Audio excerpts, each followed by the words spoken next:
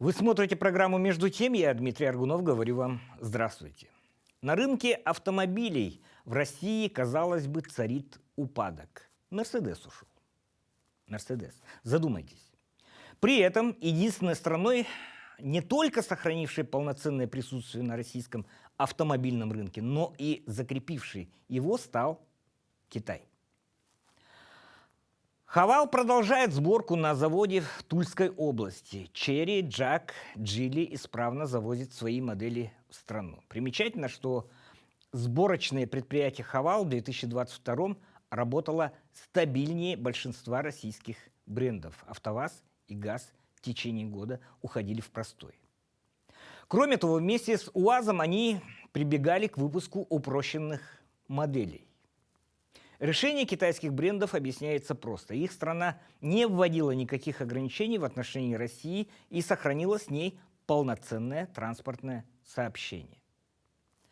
В таких условиях своевременная доставка комплектующих или готовых автомобилей не вызывает сложностей. Машины из Китая завозят даже Хавал, чей тульский завод в 2022 году не справляется с резко возросшим спросом.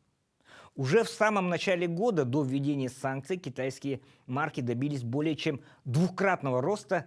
В январе было продано почти 10 тысяч новых машин. В дальнейшем позиции лишь укреплялись. В августе рост составил 20% в годовом выражении, в сентябре 8%. Одновременно выросла доля китайского автопрома в России с 10% в начале года до, внимание, 27% осенью. При этом общие объемы продаж на отечественном рынке, напротив, снизились на 60%.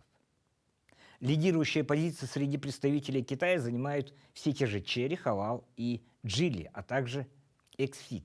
Все они стабильно превышают отметку в 1000 новых машин, проданных за месяц. 27% китайских машин. Увидимся.